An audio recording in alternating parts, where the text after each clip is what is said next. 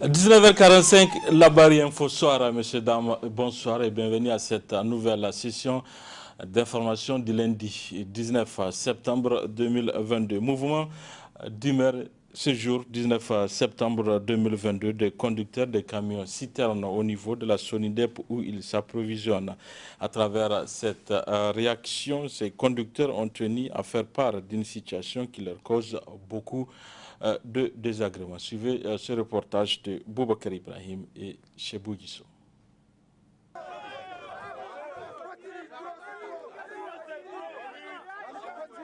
C'est à travers ces mouvements d'humeur que les conducteurs des camions citernes ont décidé de dire trop c'est trop à une situation qui n'a que trop duré. Il s'agit d'un énorme manquant qu'ils disent subir à la suite de chaque chargement.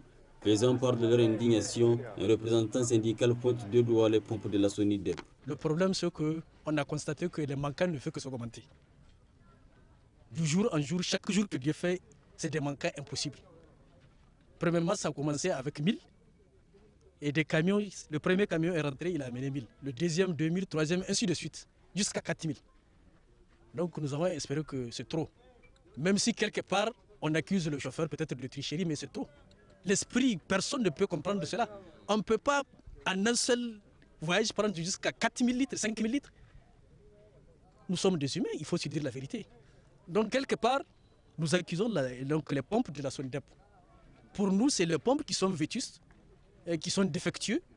Donc il faut que la Sonidep vraiment, elle aussi comprenne, qu'elle comprenne vraiment la motivation du chauffeur. Sur le litrage, par exemple, un camion de 50 000 litres, il vient au déchargement. D'un seul coup, tu décharges, on te dit que 2000 litres manquaient dans les 50 000. Un autre vient, on lui dit que 4000 litres manquaient dans les 50 000 litres. Alors que nous sommes conscients, nous savons que ce n'est pas pour la première fois que beaucoup d'entre nous ont fait plus de 20 ans dans ce métier. Vous voyez, nous savons qu'au moment où nous prenons nos produits là-bas, au niveau de Soras, nos pastilles, il y a quelque chose que nous appelons pastilles. C'est avec ça que nous mesurons le nombre de la capacité. Donc le pastille est plongé, émergé totalement dans le produit. Ça veut dire que le manquant n'est pas de l'autre côté. Donc toute notre accusation, ça se trouve au niveau des compteurs. Plus de 20 camions ont été enregistrés avec un manquant allant de 700 à 2000 litres, ce qui du coup, selon toujours le représentant syndical, écarte la piste de l'évaporation due à la chaleur. L'évaporation, tout le monde est conscient, même si nous n'avons pas étudié cela, nous savons que dans ce pays, il ne peut pas avoir une évaporation de 1000 litres. Dans un espace d'une semaine ou 2 semaines, 1000 litres d'évaporation, c'est trop. À Niamey aussi seulement. Hein. Et si tu vas dans les autres régions, il fait plus chaud que Niamey. Mais il n'y a pas cette évaporation. Et cette histoire d'évaporation, de chaleur, de température, je ne sais pas, c'est trop. Ça nous dépasse de densité et autres là. Et tu vois, toutes ces choses-là, on a que nous expliquer c'est quoi, ça explique quoi. Et ce que nous voulons, la société, nous voulons travailler avec la société. Nous ne pouvons pas dire que la société a tort ou X a tort ou non. Tout simplement, nous cherchons une voie de sortie. À rappeler enfin qu'au-delà de cet incident, ces conducteurs ont tenu à fustiger le traitement de nature à dégoûter la conscience auquel ils font face, telles les conditions dans lesquelles ils sont logés par la Sonidep. Début cet après-midi au centre technique de la FENIFOOT d'une série de stages à l'intention des arbitres d'élite et instructeurs. Une formation de 5 jours qui va permettre de mieux outiller ces acteurs de football pour son rayonnement. Le point avec Adam Soumana et Sadou Domi. Ils sont près d'une soixantaine les arbitres d'élite et instructeurs venant des différentes régions du pays et même du Burkina Faso pour le cas d'un instructeur à prendre part au stage de haut niveau pour les premiers et celui portant sur le nouveau matériel didactique de la CAF pour les seconds.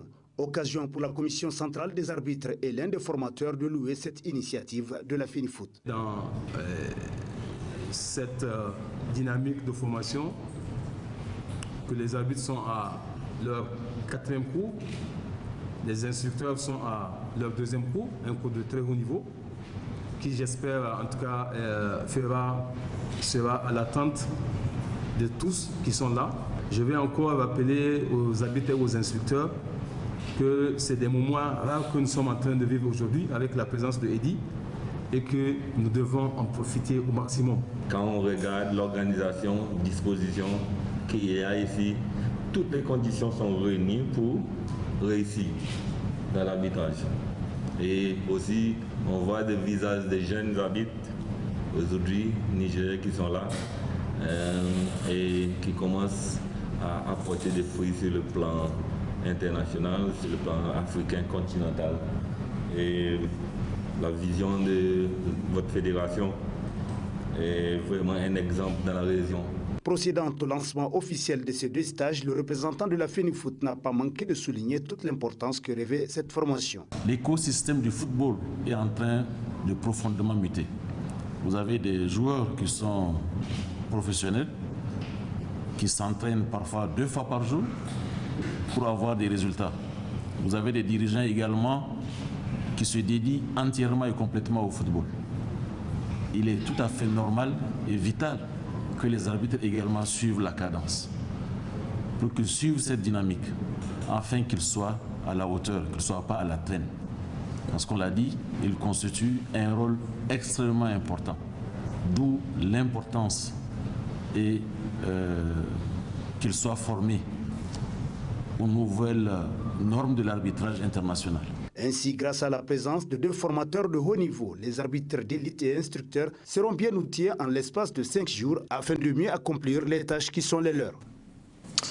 Le CS Lossougou a servi de cadre hier après-midi à la finale du tournoi des grandes vacances de Maracana, une première édition qui a été d'un grand succès, nous rapportent Adam Soumana et Alidou Brema. Ils étaient au départ 8, les équipes à avoir participé à la toute première édition du tournoi des grandes vacances, version Maracana du quartier Lossogungu, qui voit à l'affiche de la présente finale s'affronter l'équipe de FC Gabgoura en violet et Cité Keridio habillé en bleu. Traduisant sa satisfaction pour le fair play qui a prévalu, le promoteur décrit des objectifs qu'il dit globalement atteints. Oh, c'est un bilan satisfaisant. Parce que toute la procédure a été très bien organisée, il n'y a pas eu de bagarre, il n'y a pas eu de blessures, les joueurs ont vraiment compris. Pour la saison prochaine, nous comptons avoir plus d'équipes, parce qu'actuellement, c'est la rentrée qui nous menaçait un peu, la rentrée des écoles. Là, prochainement, on va commencer dès juillet, et du coup, vraiment, on aura beaucoup d'équipes. Et je demande à toutes les équipes de partir vers les sociétés pour qu'on puisse les sponsoriser. On ne peut pas avoir une équipe sans sponsor. Tout en réaffirmant leur engagement constant aux côtés de la jeunesse, l'un des sponsors tire également un bilan satisfaisant. Chaque année, il va sponsoriser le Maracana là. Il sera avec vous jusqu'à la fin. Il est toujours avec vous. Ce n'est pas pour 1 an, 2 ans ou 3 ans, c'est pour toujours, Inch'Allah. Et il sera toujours à Lossogungu dès qu'il y a Maracana. Il faut seulement le contacter, il est là pour vous accompagner. Rappelons enfin qu'après plus d'une quarantaine de minutes de jeu, les 2 équipes se sont séparées sur un score de 0 but partout. Et c'est donc par la séance de tir au but que l'équipe à Cité Keridio a finalement pu s'imposer, lui donnant ainsi droit à toutes les récompenses dues à la première place. Du 16 au 22 octobre 2022, le photographe Jérôme Labert organise une exposition photographique dénommée Errance. Plus d'une 60aine de ces clichés retraçant les voyages du photographe sont exposés au Centre culturel franco-nigérien Jean Roche, un élément de nos confrères du studio Kalango.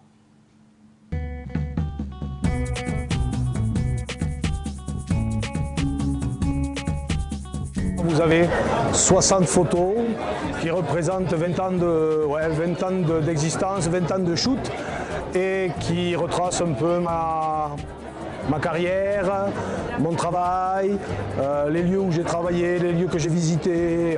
Voilà. J'aime le noir et blanc parce que je trouve que la couleur représente la réalité alors que le noir et blanc représente ma réalité. J'ai opté pour ce genre de photos parce que pour moi, ce genre de photos sont plus parlantes. Elles portent en elles un message, ça capte l'attention de la personne qui les regarde, ce qui suscite en elle une sorte de sentiment. La photo, elle représente pour moi comme une sorte d'évasion. Je suis en harmonie avec moi-même quand je fais de la photographie, donc du coup j'ai une paix intérieure. Et à travers ce qu'a exposé le photographe, on voit bien qu'il est dans sa thématique parce que c'est tout presque sa vie ou bien ses passages dans certains lieux qui ont marqué sa vie qu'il a voulu exposer depuis 2002 jusqu'à aujourd'hui. Donc il a voulu associer Une de ces étudiantes qui est en herbe, qui a aussi exposé de très belles photos, ce qui permet de dire que la relève est en train de se préparer.